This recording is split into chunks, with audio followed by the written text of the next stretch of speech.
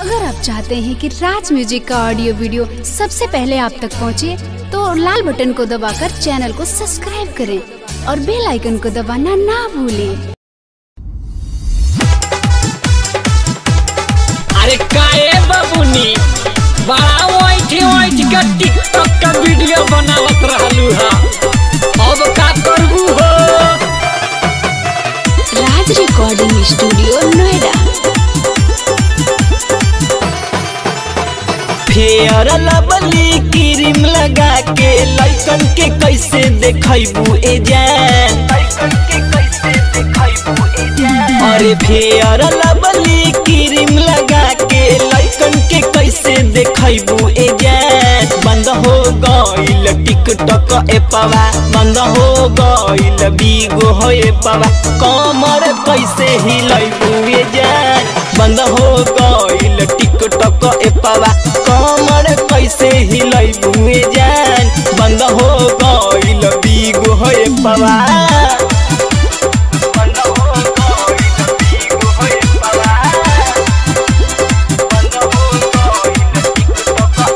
Music by Shailesh सागर। ला अब तक टिकटॉक बिगो वीडियो बंद हो गइल, अब का बाबा जी का घंटा हिलैबू घंटा। ए रानी बिगो पहिट बारा भइल रहू, सबसे ज्यादा त तू ही फैन बनबले रहू।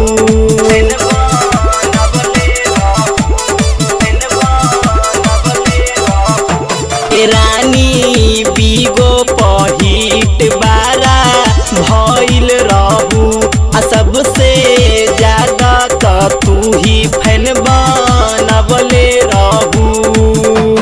लाइक कमेंट बोला ये सोना, अब कैसे तू ही पैबू ए जान? लाइक कमेंट बोला ये सोना, अब कैसे तू ही पैबू ए जान?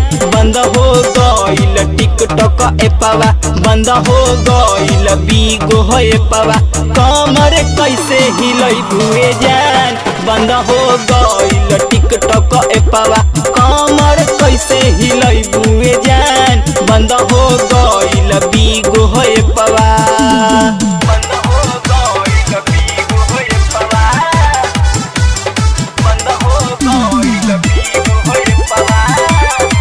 अरे बड़ा हो गेला पछला देखा के वीडियो बनाओ चल घन टिकटॉक पर, अब का हिलैबू ए जानम? तोहरा के कैसे केहू करी फॉलो, लिखी कमेंट में कैसे तोहके हाय हेलो। ए जानम तोहरा के कैसे केहू करी फॉलो, लिखी कमेंट में कैसे तोहके हाय हेलो। सोनू दीवाना के गाना पर वीडियो खोल खोल कैसे बनैबू ए जान?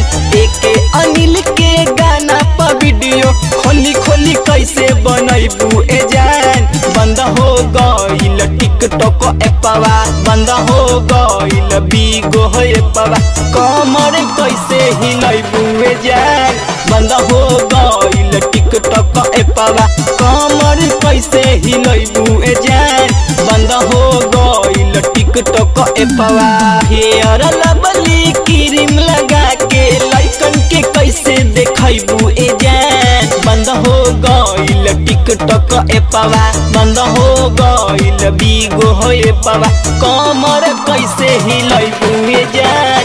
बंद हो गइल टिकटॉक एपवा, कमर कैसे हिलैबू ए जान? बंद हो गइल बिगो हो एपवा। बड़ा छरकत रहलू हो, बड़ा ओइठत रहलू हो, अब बनाई हो टिकटॉक वीडियो।